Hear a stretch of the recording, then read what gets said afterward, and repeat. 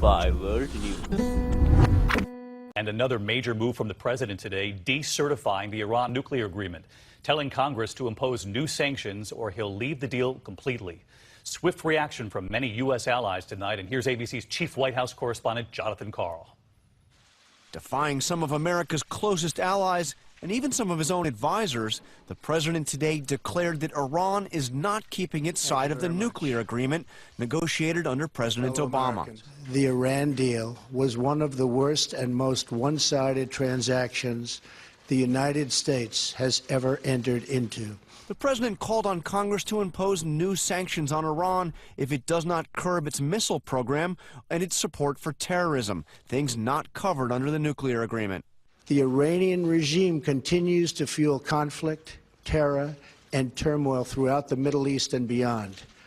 Importantly, Iran is not living up to the spirit of the deal. But President Trump stopped short of doing what he had said he would do during the campaign: get out of the deal, a step that would give Iran the green light to restart its nuclear weapons program. Mr. President, you had said you were going to rip the Iran deal up, and you called it the worst ever. Well, I may do that. I may do that. The deal is terrible. So what we've done is, through the certification process, we'll have Congress take a look at it, and I may very well do that. Even before the president spoke, Secretary of State Rex Tillerson had been working the phones to reassure European allies who are firmly committed to the Iran deal.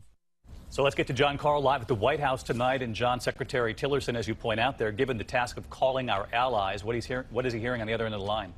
Well, they're not particularly happy with the president's actions, but after those conversations, what's notable is that France, Germany, and the UK did not directly criticize the president and said they would work with the United States on curbing Iran's support for terrorism and its missile program. David, as for Iran, the Iranian president said that the United States is completely alone on this, but the Iranians said that they will stay in the agreement, at least for now. David? John Karl at the White House on a Friday night for us. Thank you, John.